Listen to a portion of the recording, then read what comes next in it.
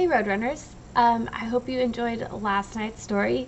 Tonight we're going to do another Thanksgiving story, and this is a great one. It's called "Twas the Night Before Thanksgiving," and the story and pictures are by Dave Pilkey, and you might recognize him because he is the author of Captain Underpants, if you like that series, and Dogman.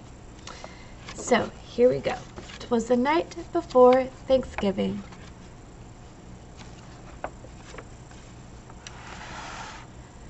"'Twas the day before Thanksgiving, and all through the trees the fall leaves were spinning aloft in the breeze. 8 children had boarded their school bus with grins and hopes that a field trip soon would begin.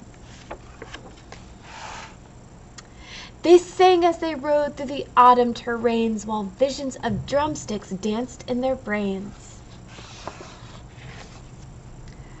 O'er rivers, through woods, with winding and weaves, their school bus sailed through the new fallen leaves.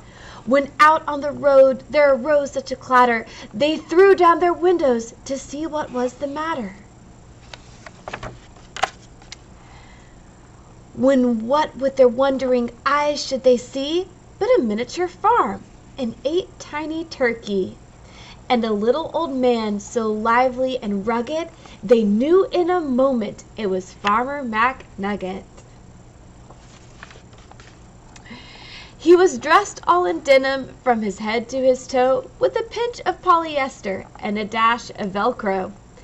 And then in a twinkling they heard in the straw the prancing and pawing of each little claw. More rapid than chicken his cockerels they came. He whistled and shouted and called them by name. Now Ollie, now Stanley, now Larry, now Moe, on Wally, on Beaver, on Shimp and Groucho. The turkeys were chunky with smiley beaked faces, and they greeted the children with downy embraces. So out through the barnyard they ran and they flew, and they gobbled and giggled as friends sometimes do. Then somebody spotted an axe by the door, and she asked Farmer Nugget what it was for. With a blink of his eye and a twist of his head, the old farmer told a grim tale of dread. "Tonight," said McNugget, "these feathery beasts will be chopped up and roasted for Thanksgiving feasts." The children stood still as tears filled their eyes. Then they clamored aloud in a chorus of cries. "Oh dear," cried McNugget, "now what will I do?" So he dashed to the well, and the teacher went too. And they fetched some water fresh from the ground in hopes that a swig might calm everyone down. And then they returned to quiet the matter. The children were calmer and mysteriously fatter.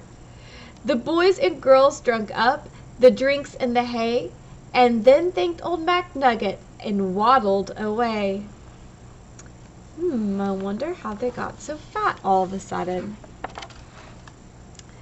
They limped to the school bus, all huffing and puffing. It's not easy to walk with hot turkey stuffing. And then as the school bus drove off in the night, McNugget looked around.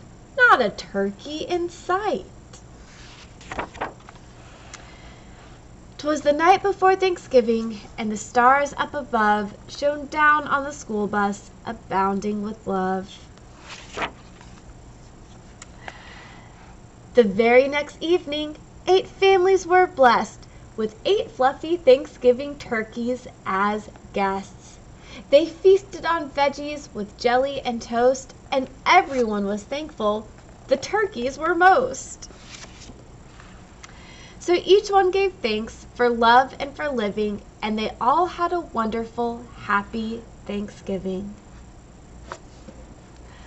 All right, friends, I hope you enjoyed this story, and if the rhyme and rhythm sounded before Christmas, I hope you guys enjoyed.